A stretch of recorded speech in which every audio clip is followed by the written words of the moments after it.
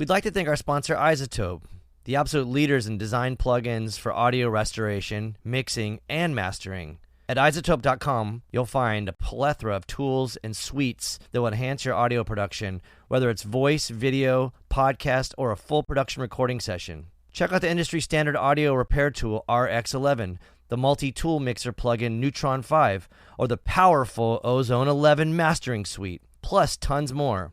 Go to iZotope.com, use code FRET10 at checkout for 10% off. That's iZotope.com, and the code is FRET10, FRET10.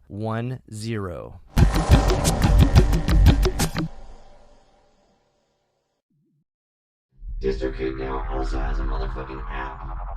The DistroKid app is available for iOS and Android. You can now get an additional 30% off if you go to distrokid.com/VIP/cult. That's distrokid.com/VIP/cult. Or you can get it in the App Store. Okay. All right. We're rolling. Rolling. Planet P Presents Cult and Culture Podcast. Welcome to episode 57 of the Cult and Culture Podcast. I'm Justin Pearson. And I need to throw up. I'm Luke. This is part 3 of the Oak Cliff Film Festival. Yes. This episode features Albert Birney, who created OBEX, which is what we're going to focus on. There it is.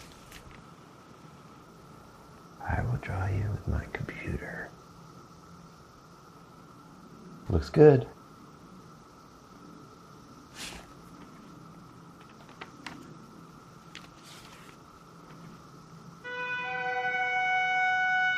OBEX.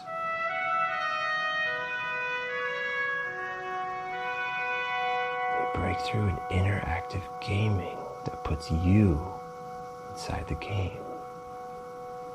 Can you make it to the end of the maze and defeat the demon Ixaroth before he eats your mortal soul? Film yourself from a few angles and tell us a bit about yourself. What is your name? What are your hobbies? Do you have a pet? I do. Where do you live? Who are you? Using state-of-the-art technology, we insert you into the game. He also did Strawberry Mansion.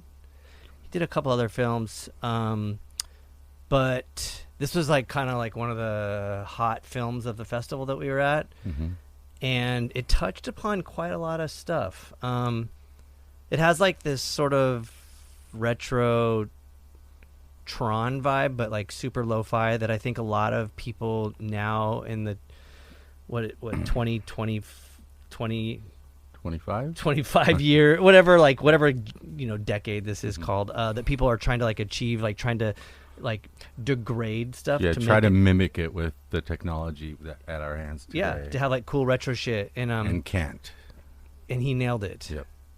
So there's a lot to this podcast, and we'll get into it, but a lot of it is like the aesthetic of the film. And I think it's really important that, because he kind of explains how they try to like make it, quote unquote, like shittier, like so it's like a VHS kind of vibe, and then the struggle with trying to make it seem authentic and legit. And I think that's cool, because I think a lot of people do just kind of like cheapen things by, I don't know. And it's filmed in his house with his dog, which is awesome. His dog is awesome. Yeah. Who's also a star, which is weird too, because on the film's Wikipedia it doesn't list her as one of the actors, and that's kind of offensive. But the dog is awesome. The dog is so awesome. And I think also too, like the storyline, I mean, when you see the film you'll understand what it is. I don't want to give too much away, but I think it's cool that it's like a man in search for his dog. I think that's kind of cool, instead of like the typical like patriarchal story of a man in search for like the princess or whatever it is. Yep. I do really like this podcast, how it dived into the actual filmmaking process.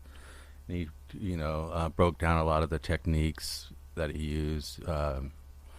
Yeah, thought it was fucking cool. Even the film score too, because when he was collaborating on that, they were like making demos, and they were just kind of like, no, this is good. These like lo-fi versions are great, and that was cool to really. I mean, obviously, if you're watching this podcast, you know something about what we do, but like the whole like vibe of Planet B kind of has that like aesthetic, like a sort of retro vibe, an authentic one. And so it was cool. Like I felt that, I connected with that. I thought it was really rad that he focused on that as well, even on the musical aspect of it. So yeah, I guess we should just dive into this. Again, this is episode 3 of a 5-part series of Oak Cliff Film Festival. So we hope you enjoy this, and we will see you on the other side of the podcast. Thank you very much. Right.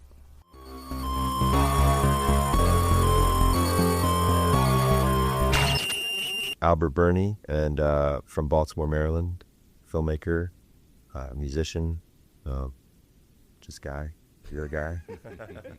Wait, okay, so musician, obviously, yeah. But like, are you like in a band, or do you? I had not currently, but years ago. Which were? I was in the Spinto band, which was in the early 2000s, and then an offshoot of that called Teen Men.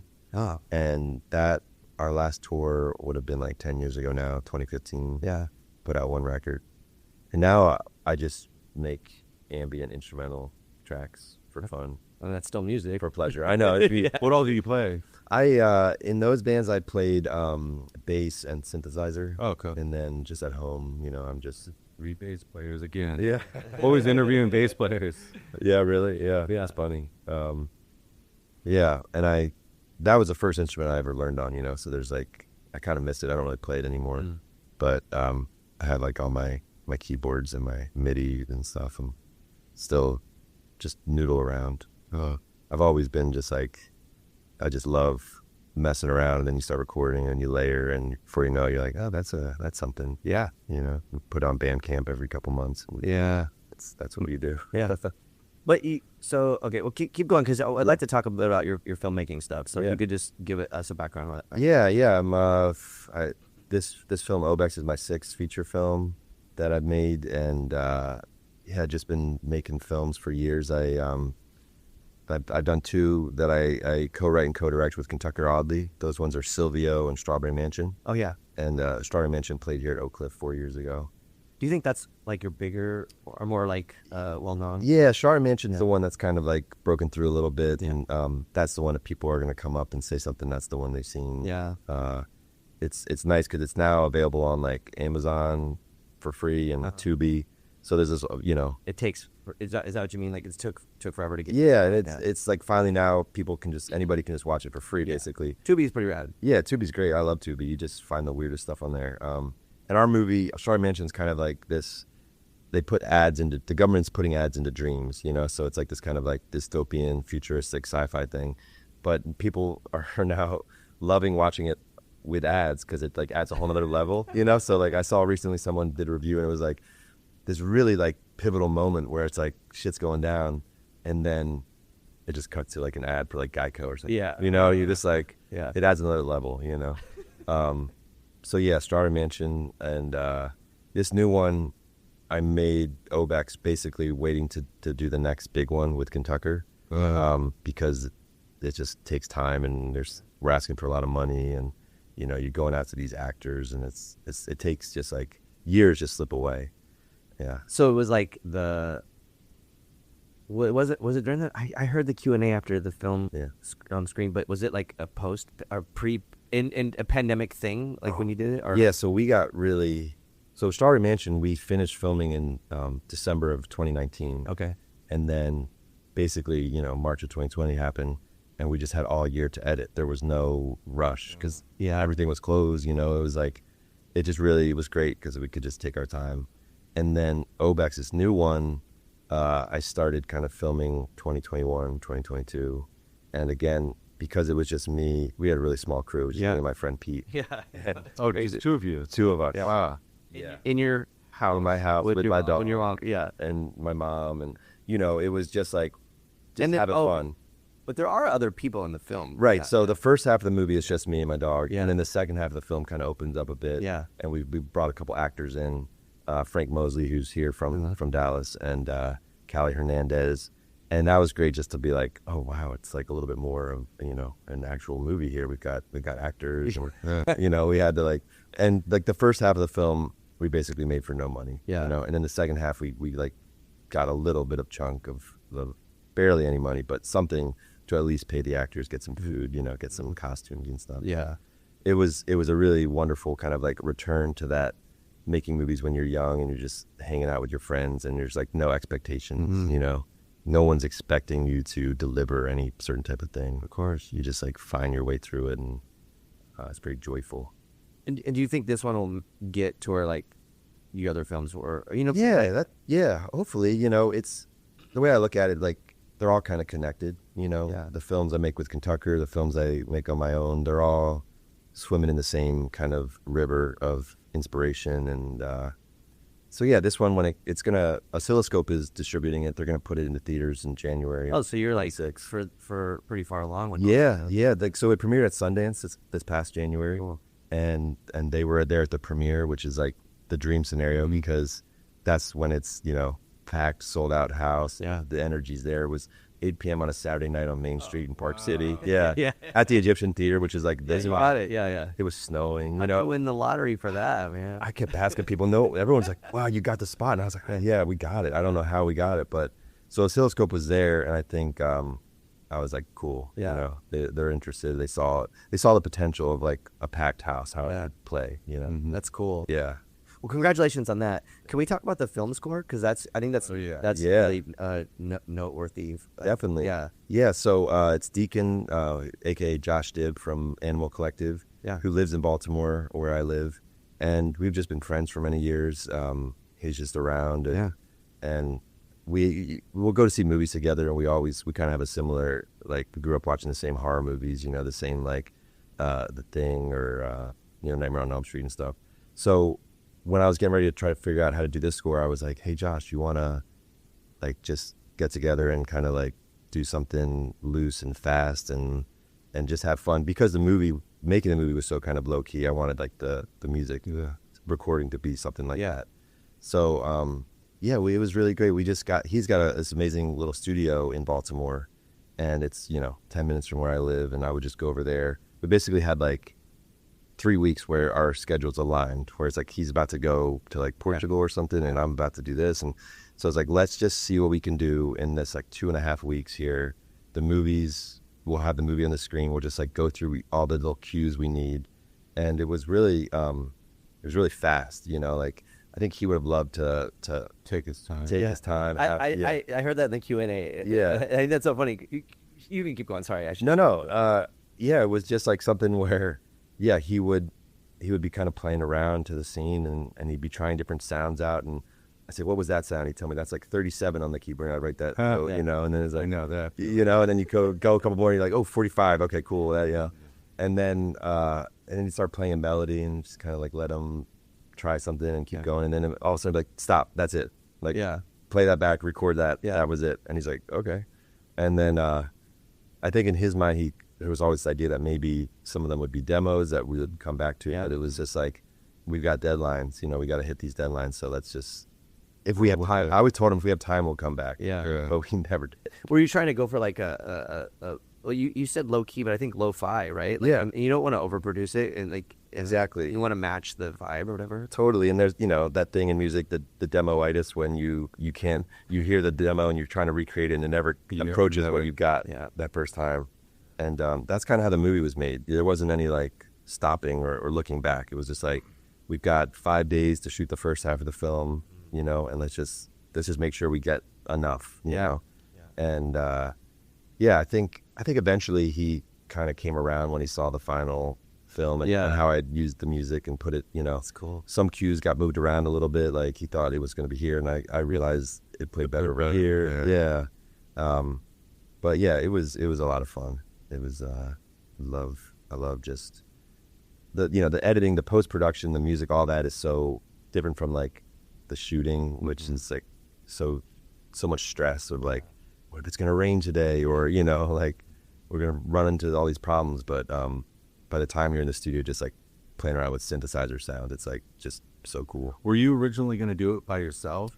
Yeah, there's always that, like, because I love doing music. But I think opening it up to other collaborators, you can, if the movie has enough time for that, or if people are excited and you can find people that are on your wavelength, it always kind of, it enhances it, or it kind of goes deeper than you could have ever imagined, or like that thing that happens when you put two heads together and then there's like a third thing. You're like, where did that come from? That wouldn't have come from me. Wouldn't have come from him. Yes. But now it's there, and that's like that's like the dream, right? Yeah. Then you're just like, oh, that's cool. I owe all my musical shit to the people I collaborate with, because I don't think I can do it on my own. Yeah. It's special. I know. But it was cool when I watched the film and then I waited for the credits and I saw Dan's name and I was like, oh shit. And then I kind of put it all together and heard you talk about it a bit. But that's cool. And I think having someone, I'm not trying to like dumb it down or whatever, but like having someone like with that name, with his name and his credibility as part of it, elevates it. It makes it like rad. I mean, he's your friend, but like it's also rad just to have like, oh, this guy is part of this thing. Yeah, totally. And Josh had scored with one of the other Animal Collective guys, had scored my partner's feature film Crestone, and so I watched how they did that. So I saw like, okay, this is cool. And I think when I first asked him, he thought it was going to be maybe like a couple of the members of the band, and I was like, Josh, if you're down, like I just kind of want you. I just wanted like this thing between the two of us. Like, no offense, it'd be great if it was a bigger thing or whatever, but I just know when you start to like include people, too many cooks in the kitchen. Definitely, it's harder to get that kind of just like you and I are vibing here. We're just kind of playing around, So I think with film though too, I'm always like, oh, film score, put it out on vinyl, and like makes like another element a thing. Because when I was a kid, I was psyched to get like, I don't know, like Texas Chainsaw Part 2 and stuff like that, whatever. Film score on vinyl, it'd be great to do that. Definitely. I still go into like a record store if they have like a soundtrack section. Vinyl. I mean, you get some gems in there. Hell yeah. Stuff you've never even like heard. Like, I didn't know they did this. This like weird Ry Cooder score of this Western that I've never seen, but like, it's a great album. I mean, I think that like it's kind of becoming a little bit more popular to do that. They're repressing a lot of like, I have a lot of original horror ones, like Children of the Corn, Hellraiser, all of them. But I couldn't resist. They released Phantasm, and that score is the greatest. So I kind of just paved and paid to get the new one. Right, the new process. Got to have it on vinyl. Yeah, I mean, that's cool. You could do that, I'm sure. Yeah, I think Oscilloscope kind of keeps asking like about soundtrack. And I think Enjoy the Ride, you know them? I don't think so. Enjoy the Ride's killer. Yeah, they put out music. Yeah. Like they did a film that we worked on, but they have like crazy shit like Teenage Mutant Ninja Turtles and stuff like that. I'm like, oh, whoa, all right. Yeah. Same thing as that. And that's cool. Yeah. Packaging is like wild, which is awesome.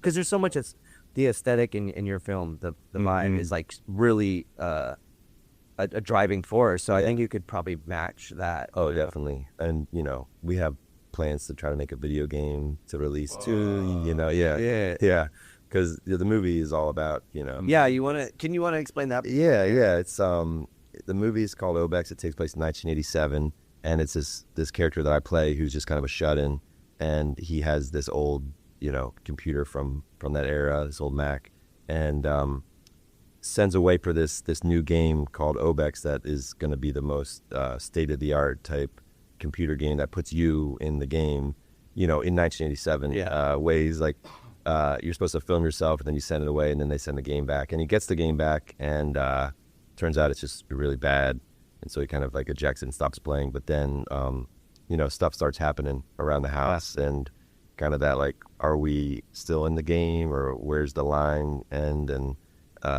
not too many spoilers, but his dear dog gets kidnapped by a demon from the game, and he has to embark on this, journey deep into OBEX to rescue the dog.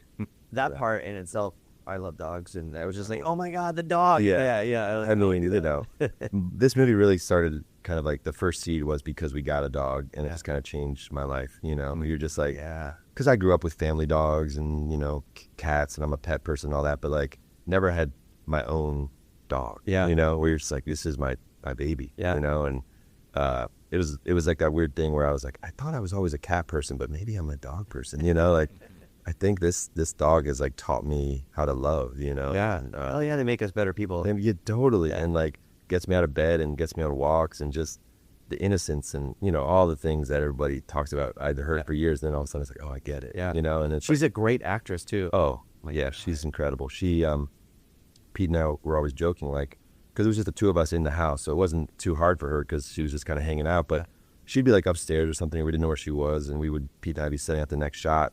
I'm like, okay, let's have Dorothy sitting here on the sofa, and then you'll be over here, and we'd kind of be like in the light setup or whatever, and we'd look back, and she would be there. Yeah. And that happened like 10 times. It was like she just knew, you know, like where we needed her, and she hit her mark. And if we needed her to like bark, she would, you know, we'd do a little knock off camera, and she'd bark, and just like, you know, it's one of those things where everyone's like, oh, you should get her in, you know, acting in commercials or other movies, and I'm like, I don't know, man. This was just her perfect scenario.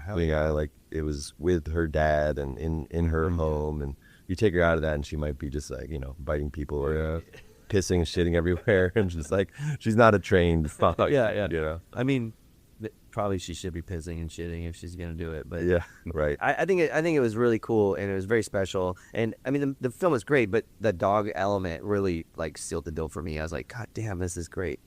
I mean, people love dogs, and it's so nice. I mean, I love watching animals on film too. You know, you can just really like something to like latch onto. And I will say we had an earlier cut of the film. This is not really too much of a spoiler, but we had an earlier cut of the film that was about 15 minutes longer, and it had a much different ending, and sad to say, like an ending that doesn't end well. And I don't know what we were thinking. You know, we started to show that to people, and they were like, ooh, like this is a downer, you know. And then it's like, wait a minute, you can't fucking kill the dog. Yeah. You know, there's like a whole website about that, doesthedogdie.com, so that people who are really, you know, sensitive to it can like type in a movie, and before they see it, they can see. Really? Oh yeah, you look it up. It's and it's not like branched out. It's not just dogs. It's all animals, or even just like any kind of traumatic thing. Like, you know, does the person die or whatever? But of course, like, yeah, once we changed the ending and kind of ended it on a more positive note, which is just more of what I believe in anyway. The ending was great. Yeah, right. And you know, like, but it's one of those things where you kind of, because we were making it this way, we didn't really have a script. You kind of are refining in the edit. You're figuring out exactly what it is. No script. We had, so when Pete and I started filming, the first half of the movie we filmed for 5 days with no script, just an outline. That's all the stuff with me and my dog in the house. Like 20 story beats, basically. Just like, this will happen. And we did that, and it was great. We edited, and it was like, oh, this is the beginning of the movie. Yeah. And then when it kind of, I realized, oh, the second half's going to be this journey into the wild, and there's going to be other people that come into his, you know, view. Then we wrote a script that was about 25 pages, and just as like, now it's a little more unwieldy, and you want to like, if you're going to fly someone here from like, you know, Texas, you want to make sure that they, you know what they're doing, you know, and like you have the right costumes and the props and everything. So so, you know, it started with no script, and it very much, even in the edit too, we kind of abandoned some of the script and some of the scenes, and, you know, like I said, found the right ending in the edit. But again, it's just like when you make a movie this way, it can be very loose and free, and like trying things and experimenting. And whereas like if a bigger budget movie, you have like a really hard, you know, production schedule you can't break. You've got actors that are, you know, only good for this amount of time. And another reason it was great, I could do like reshoots for myself, you know, like, oh, I need an insert of my hand, or I need to like, you know, get another shot of Dorothy sitting on the sofa. I can just like grab it real quick, you know. So I don't want to rip on the Baltimore angle, but there are like a lot of crazy shit. Obviously, John Waters, and then like musically, there's so much rad like celebration, and I don't know if you know all those people. And I know John a little bit. John Waters. Yeah. I mean, I don't know. Like, we're from San Diego. It's got the pedigree, you know, and but Baltimore has such a special thing too. So it makes sense that a creative force would be born from that, you know, totally. scenario. Like, No, I mean, I love Baltimore. I grew up there, and I moved away for years. So like, how old are you? 43. Okay. Yeah. So I went to school up in Syracuse, and then I lived in Rochester. So I was like upstate New York for like a decade, and then felt that pull to kind of come home with, you know, where our family's based out of, but also just like I was living in Brooklyn getting ready to make Silvio.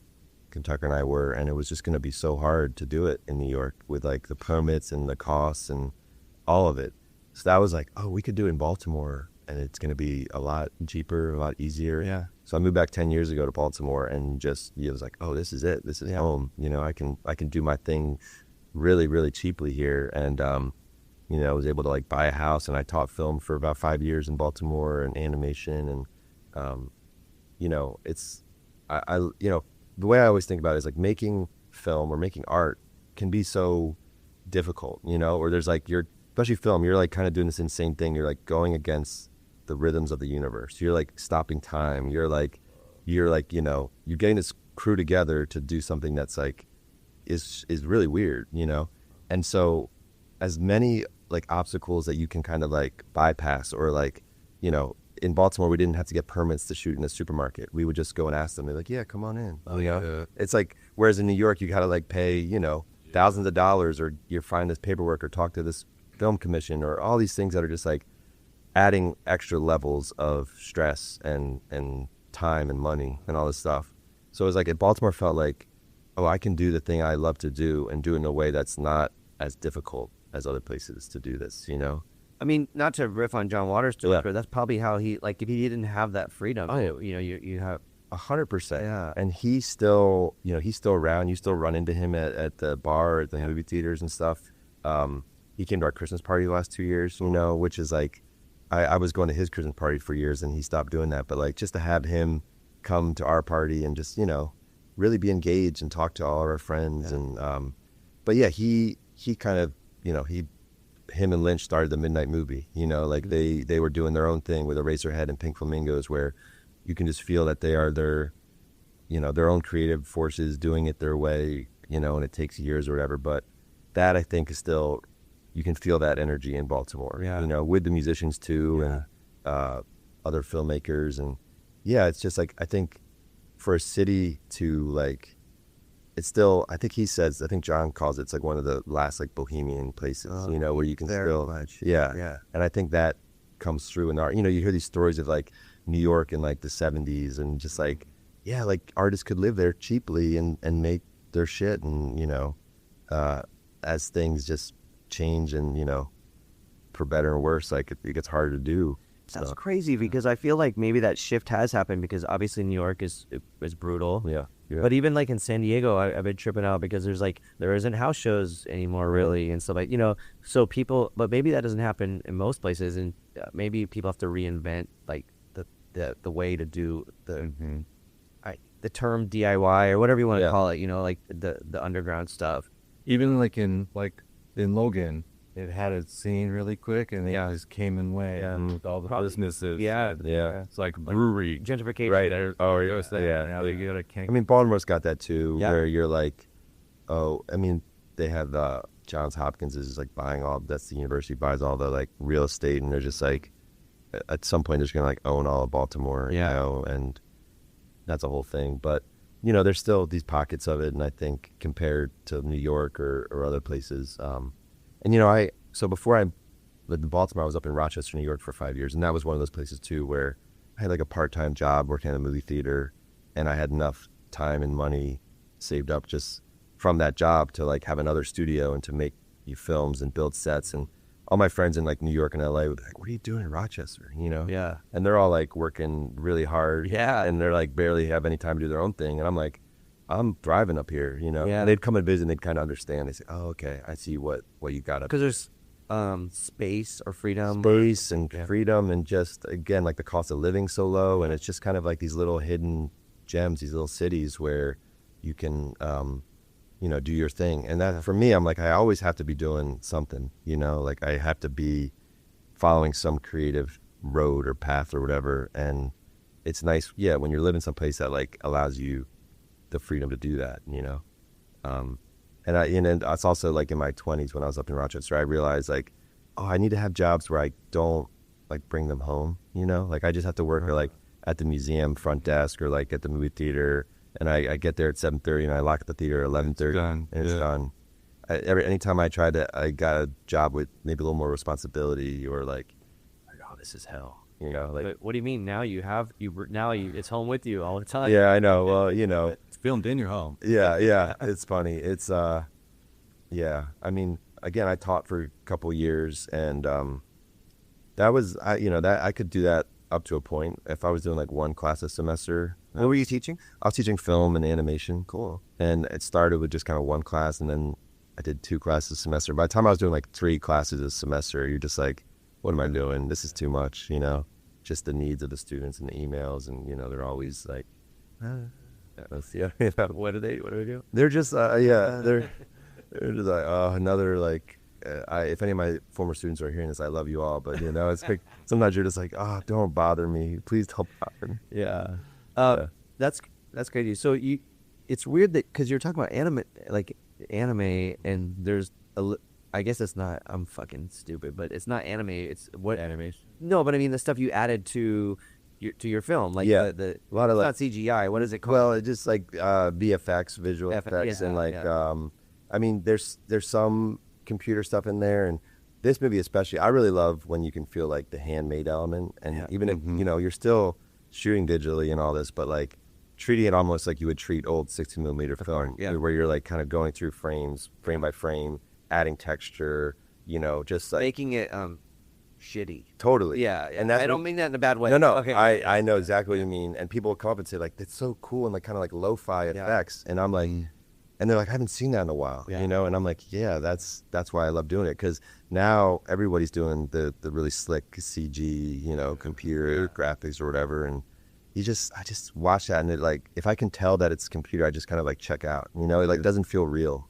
It's interesting when people try to recreate the retro vibe, and that they, I don't know, maybe have too much money, or like I'm not sure, like I feel like but you have like the knowledge of like the whole. For instance, like I recorded an album a long time ago, and we tracked it like this expensive studio for the drums, and then the producer fucking ran the drums through distortion, Right. And I was like, oh, that's brilliant, Yeah. that's great. Yeah. No, and for me, I can always tell if they really ran it through like a VCR, a real VCR, or if they put a VCR filter on. Yeah. And you're just like, oh, look at these people, like that. Just You can tell. Oh yeah, it's it's just there's something about it. With Strawberry Mansion, we actually shot that digitally, did all the effects, but then we transferred it to 16mm film. Yeah. And our colorist at the time, he's like, before you do the transfer, we're going to do like a little test, a little 5-minute test. And then I'm going to get that before you see it. And I'm going to try to like recreate that on my own. Yeah. And if I can fool you, then we won't need to pay all the money to do the 16mm transfer. And after about a week or 2, he's like, look, I have been trying and I can't get it. Can't get it. It's like there's something about putting it onto film. Yeah. Same way when you put it onto like a real VHS tape, there's just something that happens, and you can't recreate that digitally. I mean, maybe there's someone that can, but I have not met that person. I hate trying to like find the words, like the warmth or the Right. whatever those words are, but Yeah. it is true. I It's just a recorded thing. digitally, Yeah. put it on 2-inch tape, back to digital, and Yep. it just gives it Something. something. It's just like a soul. It like gives it this something that just can't be faked, I do that with at my studio with the samplers. I have an 8-bit sampler, Yeah. and I don't use it physically, but I'll run it just to get that 8-bit sound into my Right through it. MPC. Yeah. Yeah, he Same used stuff. doing PCs, and people are like, "What the fuck are you doing Uh-huh. live?" Like, and I think it's crazy because it's like, if this shit breaks on tour, Oh, we're fucked. Right. yeah, we're done. Yeah, you just like, it can't happen. But there's also beauty in that, I think, in Oh, definitely. risk or whatever. Definitely. It's like there's something that's just special about this setup, and like that's what makes it maybe sound better or look better, or just feel real. Yeah. Yeah. So there's this thing, and it sucks because people haven't seen the film yet, and I hope maybe like they will be based on the conversation. But there's parts in the film where there's a screen, and it looks like it's maybe a newer screen inside of an older frame. Mhm. Did I? Yeah. Yeah, exactly. So there's this old NAC, and I found that at a junk shop, and it was like $10, and I brought it home and plugged it in. It didn't work. Yeah. And so what I did was got the screwdriver out, opened up the old NAC, and it's one of those like towers, the little Mac towers from the 80s, which is the computer that my friend had growing up, and it's just like, to me, it's just, when I think of the first computer I ever was on, it was that. So it's just as like a aesthetic item, it's just like beautiful to me.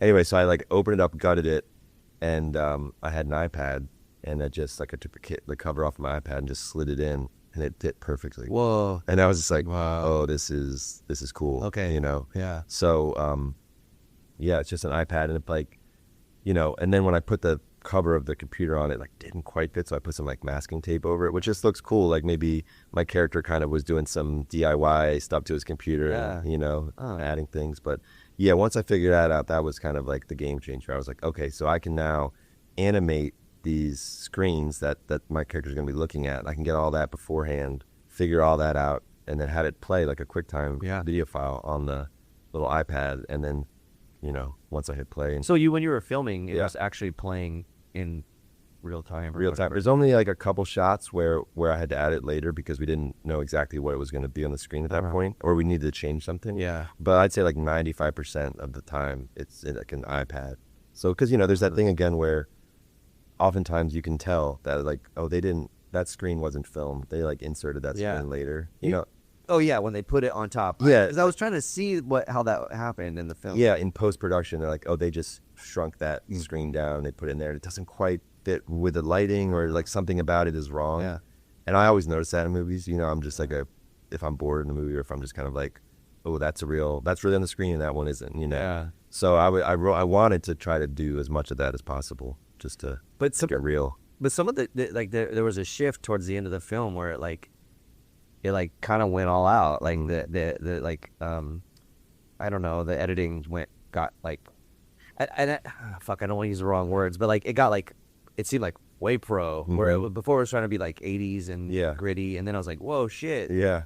Yeah, well, you know, I think that is just like, as you're coming up with these ideas and you're filming it, you just want to like build what you're doing. Yeah. And make you feel like there's going to be a payoff, or there's going to like surprise people even, you know?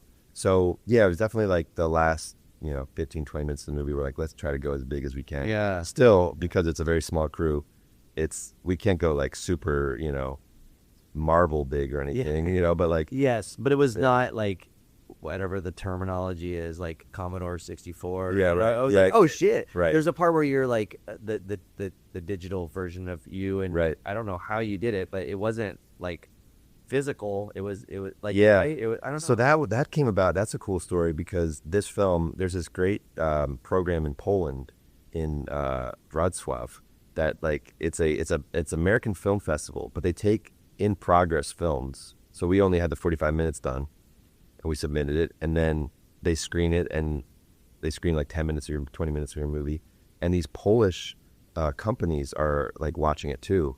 And there was 8 films, and there's like 8 companies, and so they each like partner with one of us, and the one that we partnered with was this amazing Polish VFX house. And it wasn't like they can do the whole movie, but they're like, we can give you, you know, $10,000 worth of what we do. Yeah. And the thing that they could do was that exact animation. So I looked into them, and we talked, and I saw, oh my gosh, look at these effects you've done for these other things. Like, they're like this kind of old school, low polygon type, you know. Yeah. There's like, I always think about that game like Virtua Fighter in the arcades years ago, where it's kind of like, it looks so cool at the time, where it's just like all the shapes of a body, you know, and like polygon. So yeah, they did that, and it's one of those things where I'm like, I'm so glad we partnered with them, because, you know, it was just perfect, and we were able to like, make the movie feel a little bigger. At the end, that what you called it the payoff, I was like, what the fuck? And then I'm trying to wrap my head around, like, I think he had a screen in the, you know, earlier, and I'm like, how's that happening? You know. But you're talking about how you do like some of the effects, and so I was like, oh shit, okay, so, but not that. Yeah, you know, it's the kind of thing where it's like, I do as much as I can do, and I can only go so far. And I think with them, and then one other friend who I knew kind of did a little bit something that I couldn't do. So it's like, again, you just kind of like look around, who's available, who could, you know, do it for really cheap, or just do it because they want to have fun and do something with their friend and collaborate. Which is how like a lot of cool art starts. Totally. Or not starts, but happens. Oh yeah. Yeah. I mean, you know, as you're just like, you're part of a scene, you're hanging out with friends, you like, you know, start sharing stuff back and forth, and before you know it, you're like, oh, I can help you with this, you can help me with that. And I remember when I graduated from school, one of my film professors was like, it's very important when you get out of here that you try to like find the community that you can share things with, and just, you know, be be a part of something, you know, because in school it like really gives you that. You're in this little bubble, and you kind of take it for granted. You're like, oh, I got my crew, and we're all making stuff, and you know, getting feedback and helping each other. And I think as you leave school, it can be hard to have that, you know. So that's something I've always thought about. And I think when I moved back to Baltimore, that was a big thing of like, oh look, there's all these people doing this cool stuff, and you know, all my friends know like if they ever need me, I'm there. Yeah. You know, I just had a friend, Jimmy Joe Roche, who shot his first feature in Baltimore.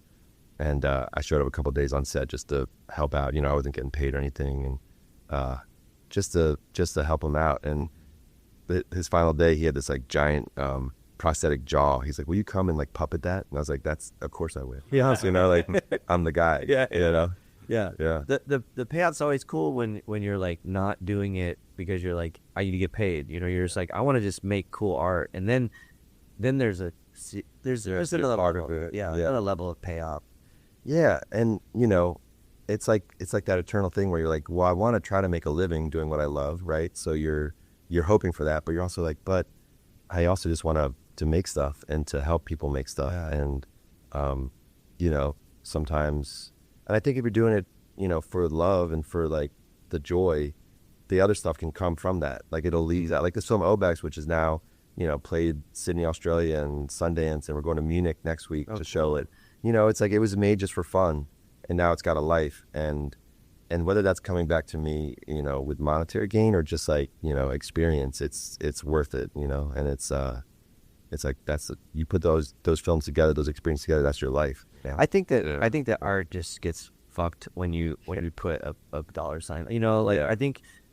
I don't know. I mean, obviously it's great. I mean, we're broke as fuck, but you know, like when the payoff happens, you're just like, that was cool. That was not expected, and you appreciate it more. Yeah, totally. If you're expecting this, I think it's like when you get paid, it's like it's official, and now it can just die and you can move on. Mm-hmm. Yeah, it's like, you know, and the process of it is where all the fun shit is, and totally, like the love of it. Yeah, and I learned things that you wouldn't even for the next project. Totally, it's like, and it's like that journey. I had.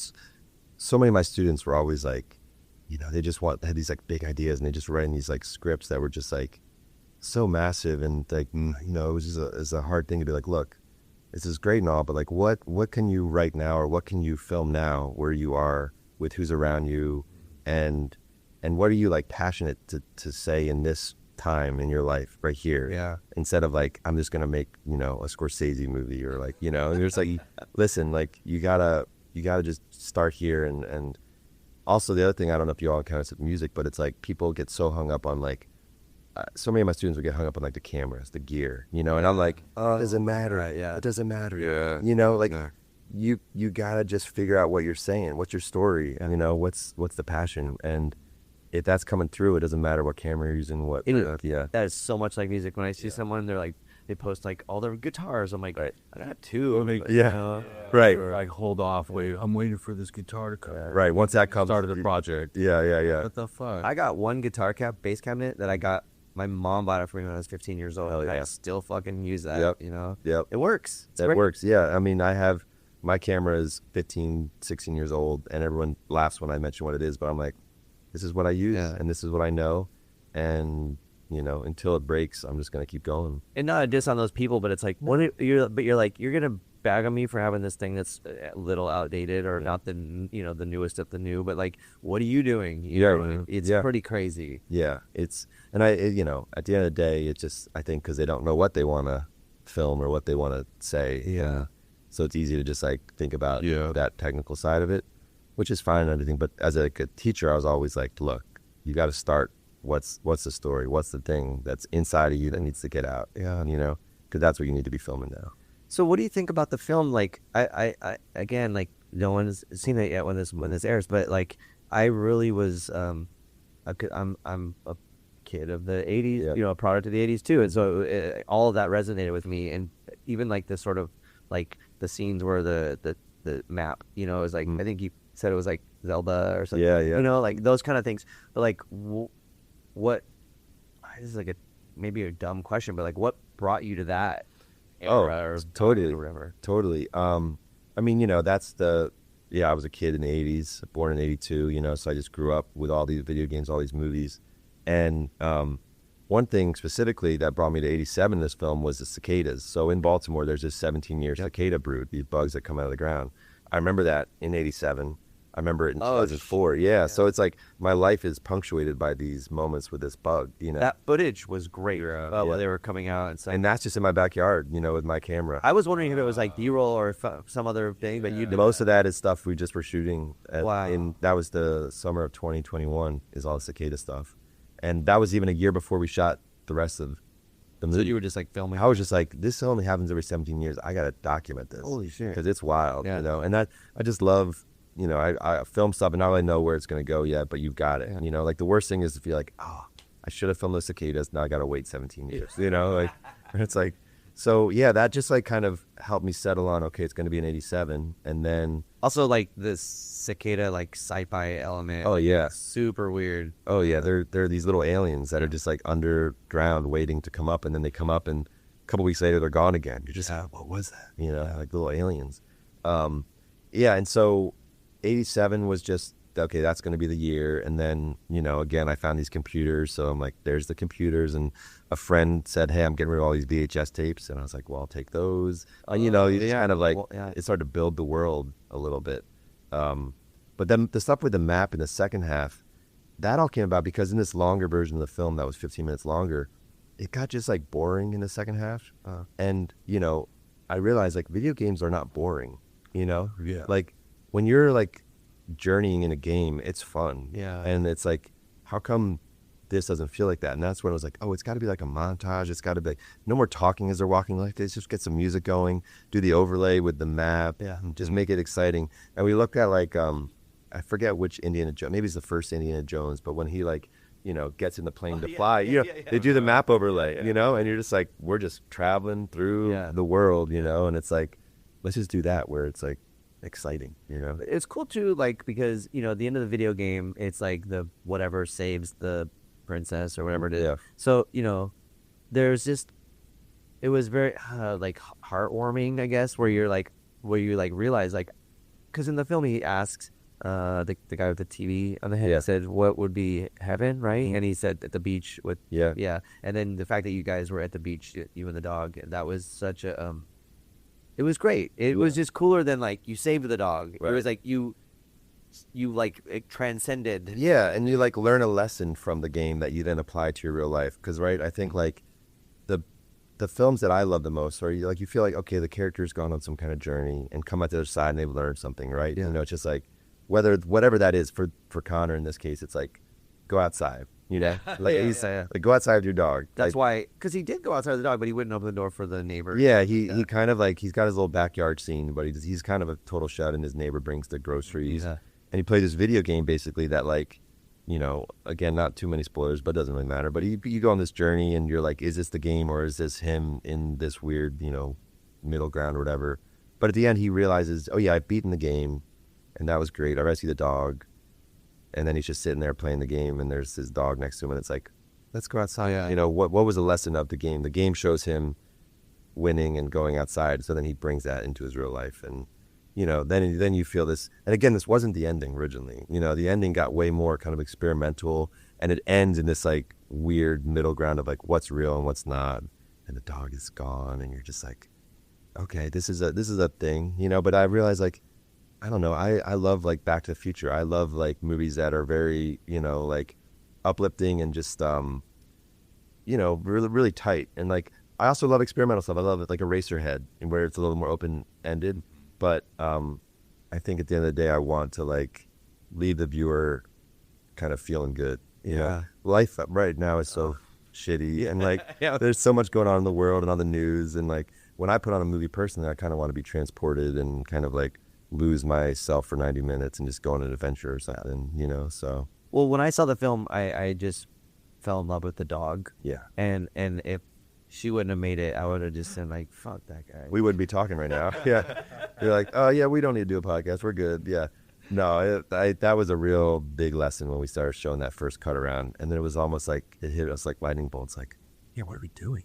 Yeah. Why are we gonna kill the dog? I mean, you're obviously the main focus in the film, but she's kind of the star. Like, because there's those scenes where it's just like, again, there's like some kind of telepathy. Or you're just looking at her face, and she's saying all kinds of stuff. Oh, she's very expressive, and she's first billing in the credits. We put her up top because she's the star. That's cool. She's the one people. Yeah, I guess. I mean, it's up to you to put how you want to bill it, but I guess you would be the first one, right? Yeah, and she's technically the one you see first because she comes down the very first shot. It's us coming down the steps, but she's ahead of me, so you see her before you see my leg. Yeah. So it's like, even if you put it, in order of appearance, you'd still be top.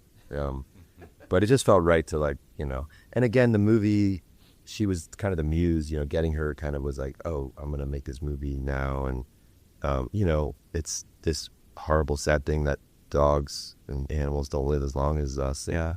I think part of this making this movie was maybe like wanting to kind of capture her in our house and in her environment. And I'm already now like a couple years later from filming, and I'm like, God, she's even got more gray hairs now, and she's just slowing down a teeny bit, and you're just like, I'm so happy that we have this little snapshot of her. Was it real or in the film where she just showed up in your backyard? Was that's in the movie? Oh, it's in the movie. Yeah. It's not quite that simple. We rescued her from like a shelter. Okay. But it kind of feels so you don't know how old she is. Well, we don't know for sure. They said that she was 2 when we got her, which was 4 or 5 years ago. But then we took her to the vet that first time. He's like, well, her teeth are a little dirtier than a 2-year-old teeth, so she could be 7, 8, 9, somewhere there. And we keep meaning to like, you can do some kind of like DNA test or something that's supposed to say her exact age, which I think both of us are like, if we don't do that, then maybe we don't know, and that's okay, or I don't want to veer off into dog world too much, but there's a new medication out. Heard of this? And some people are like, fuck that, but I'm like, no, I'm doing it. I'm ready. Yeah. If your dog's 10 or older, there's stuff. It like extends their life longer. Yeah. Well, already major too. What is it, like years? I think. I mean, I would fucking do it for a month, right? Like, it doesn't matter if it's gonna make my dog live a month longer. That's a month of awesomeness. That's true. And I've been following that, and I'm like, is this gonna be available to the public yet, or like it's kind of. And then I saw something that's like, it's for certain types of dogs or bigger dogs. Yeah, they're making it different variations. Yeah, I know. And I'm just like, oh, let's please, can we get this into Dorothy? It's happening soon. So, I mean, I have a vet appointment on Monday. I'm going to talk to him. Cool. Not about that. I have to take him for something. But I'll be like, what's up? I want to know about this shit. I'm sure they are probably following it along and getting asked about it. So I know. Everybody just kind of like, it's big. All the time, it's like you can give make them do like Pet Cemetery. Are talking. You're like, whoa. You're like, oh, I wasn't expecting that. It's about time though. It's like, oh, you make your boner last longer. Right. You're like, what are the dog? Longer. That's screw our boner. Yeah, that's good. About dicks. I know. Please. On that note, I was gonna say, are you familiar with this story, John Teeter, a time traveler's tale? I don't think so. No. So it's pretty fast. I heard about it first on Coast to Coast with Art Bell. Mm-hmm. Like before George, I don't know if you remember that, like George Norrie and all that. Yeah. It's Art Bell. Yeah. So I heard about it, and I think it's been debunked, but I bought the book, and that was published of his like journals, but it's really like even the book's layout, like the cover looks like shit from like, you're just like, no one knew how to design a cover, right. And it basically, this person travels from the future back to sometime in the 80s, I guess, or maybe the 90s. And I'm gonna probably fuck this story up, but it's fascinating. So he travels back and finds his mom and himself, and he's like trying to fix this thing because humans screw up and like whatever. But he's on this radio show as John Teeter, and he's and it's real radio show. It's not like it wasn't like a spoof, right? And so it became this like big thing. But whoever called in could have been like fucking around. But they ended up publishing the journals. But he came back and he had to get this certain kind of model of like an IBM computer, and it was very specific and dated and rooted in this like older like sort of vibe that like your film has. And it was fascinating. I highly recommend checking it out. It sounds familiar. I think maybe someone has mentioned that too. I'm surprised no one's made a movie about that in itself. It's a great, because also I don't know if anybody owns the story, because it was like a guy from the future, right? So it was gonna, they were trying to make it seem like legit. Like you can't really like go like, it's a great movie. Owns the rights to that. Yeah. I love time travel stuff, and just like this idea of coming back and having some sort of like message or, trying to get back or. But what if you came back to yourself as a Yeah. then it's like, well, how do we do that? Right. There's like That's the heavy. Back to the Future thing where you start disappearing. Right. But yeah, it crossed my mind a couple times when I was watching the film, and I just wanted to ask you if you knew about it. It is one of the coolest stories, and how we brought up the older computers, Yeah. I mean, all that stuff. I feel like there's so like. People have asked me like, well, why not do it in 2004? Another cicada summer, and I'm just like, the computers aren't as cool. Like they just don't look as cool. Maybe it's just because that's my era, and everyone's kind of stuck in the era. Yeah. And I sometimes I'm the nostalgia porn, of like these shows where you're just like, you can just tell it's like this makes you feel icky about the 80s. And other stuff where you feel a little more like lived in or real, and it's like, and I'm hoping that it's more in that where it's just like. I'm not doing it just for the sake of like, remember these things? It's kind of just like, let me just tell a story that takes place in this era. And just because that's the era that I feel passionate inside about. And like, when you're making a movie, you can create the world that you want to show, so it's like, why not have some fun? You brought Freddy Krueger into it? Yeah. Again, like I saw Nightmare on Elm Street 1 when I was way too young. Yeah. And it just leaves a mark, and you're just like, the rest of your life kind of just like scratching that itch, Did you have to get like the rights for that? Yeah, we're still figuring that out. It's like this fair use thing. And I think there's still a question that we're answering, but we've got some lawyers helping us. And the thing is, this movie is so small, so it's like really the chances that it's going to, if it gets sued or something, it's almost like helps us, Yeah. Okay, so I want to ask this one question about I was born in 1975, so the 80s were like the shit for me. Yeah. And Tron was a huge big deal, and I'm kind of worried about this new Tron. But also, like, I'm a sucker. Like, I'll watch all the garbage Star Wars shit. Dude, they did another one. Yeah, they did one. They kind of suck. Yeah, I watched that. And then there's another one. Jeff Bridges came back for that, and I don't know. If he's on board, I'm like, all right. Is he in the new one too? I don't know. I think he is. But I saw. I know. It looks. I'm gonna be like, why did I fucking say that? But it looks kind of cool. I know. And this the thing is, I'm like, oh, it looks cool. And then you go, and then, like the Jurassic Park ones they've been making. The first Jurassic Park was such a huge film for me, and I just loved it. And then, they start like the last one, whatever it was, Jurassic World 3. I don't even know, but. In the trailer, they were playing the theme from Jurassic Park, the John Williams score, and then Jeff Goldblum and Laura Dern show up in the trailer. I'm like, oh, I know. Yeah. I thought the same thing. You get hoodwinked again, and then you give them your like $15, and you go there and you're watching like, this is garbage. This is shit. This is like just doesn't work, and they're just trying to get back to that spot. So, yeah, I know. I think it's like it's this thing where our culture is just kind of stuck in this like feedback loop, and it's so rare. Like all the Star Wars ones, I stopped watching. Bums me out. I'm like, God damn, I have to waste my time on those. I know. And there's so many, and then people are like, "This one's pretty good," and then you go watch, you're like, "Oh, it's not." People tell me this new Andor, and I'm like, I'm bored. I know. It's good. I know.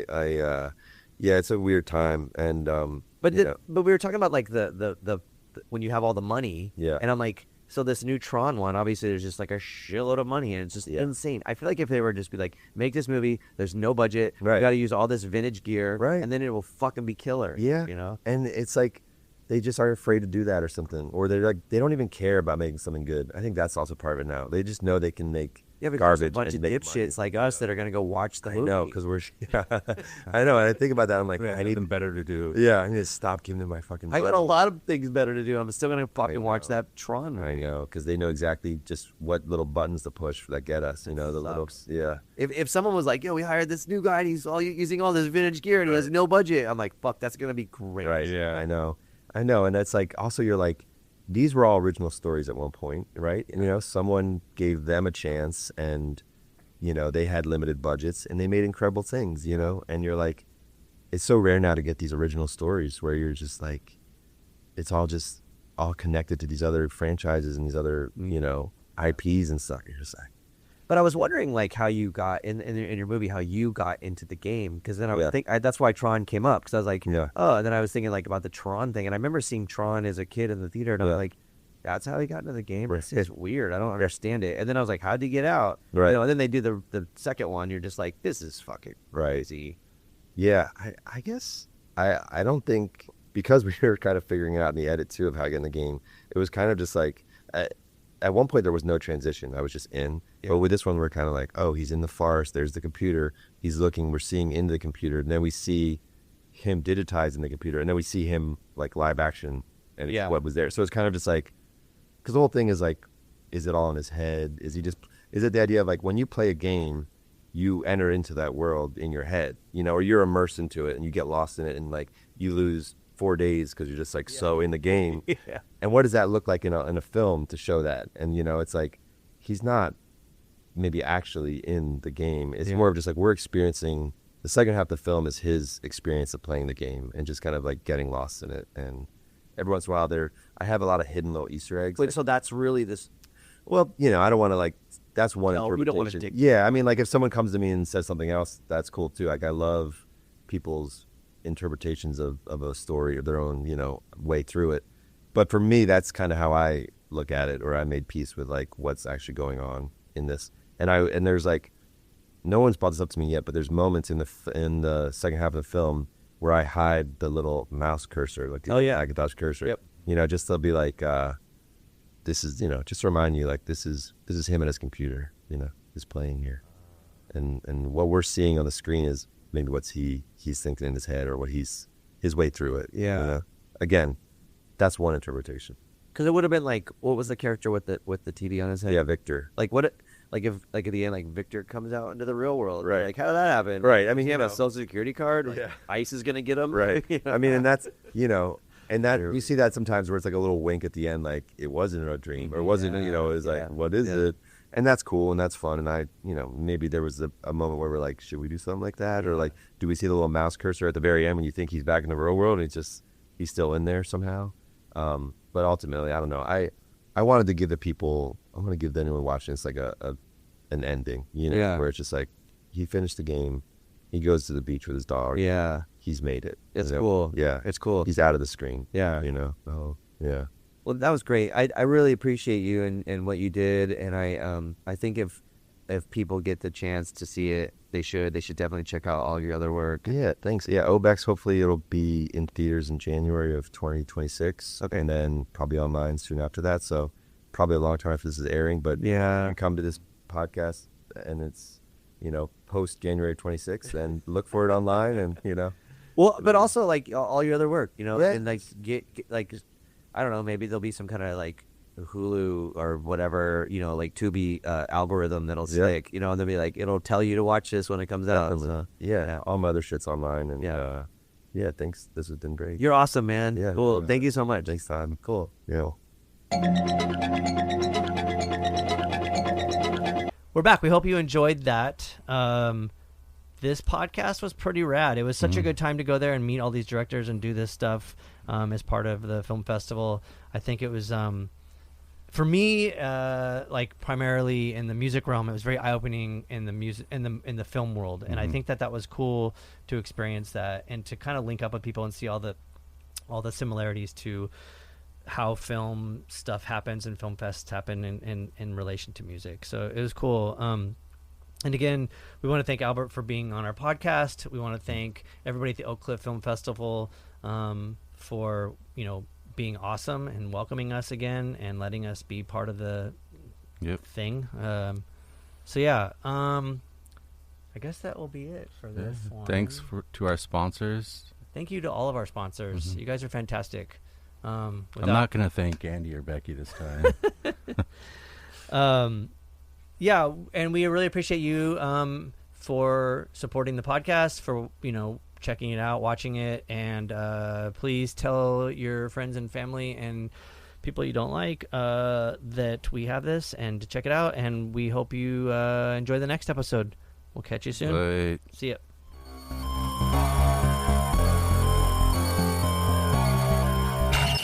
Cult and Culture is a Ruinous Media podcast proudly sponsored by Earthquaker Devices, Heartwork Coffee, Diodario, Kindred, Smashed Plastic Record Pressing, and San Diego Food Shed. Planet B.